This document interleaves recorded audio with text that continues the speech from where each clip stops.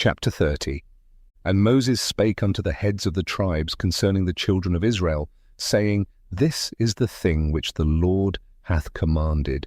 If a man vow a vow unto the Lord, or swear an oath to bind his soul with a bond, he shall not break his word. He shall do according to all that proceedeth out of his mouth.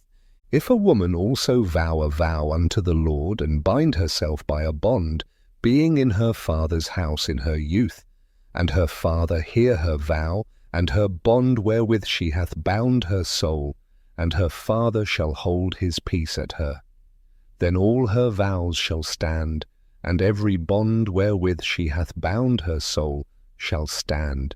But if her father disallow her in the day that he heareth, not any of her vows or of her bonds wherewith she hath bound her soul shall stand, and the Lord shall forgive her, because her father disallowed her. And if she had at all an husband, when she vowed or uttered aught out of her lips, wherewith she bound her soul, and her husband heard it, and held his peace at her in the day that he heard it, then her vows shall stand, and her bonds wherewith she bound her soul shall stand.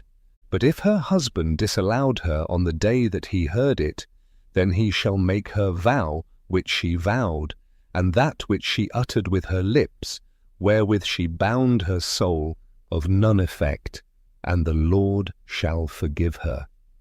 But every vow of a widow, and of her that is divorced, wherewith they have bound their souls, shall stand against her.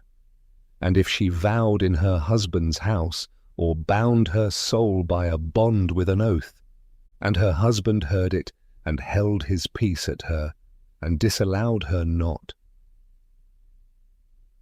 then all her vows shall stand, and every bond wherewith she bound her soul shall stand. But if her husband hath utterly made them void on the day he heard them, then whatsoever proceeded out of her lips concerning her vows, or concerning the bond of her soul, shall not stand. Her husband hath made them void, and the Lord shall forgive her.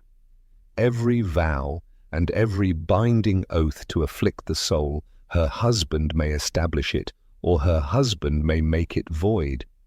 But if her husband altogether hold his peace at her from day to day, then he establisheth all her vows or all her bonds which are upon her.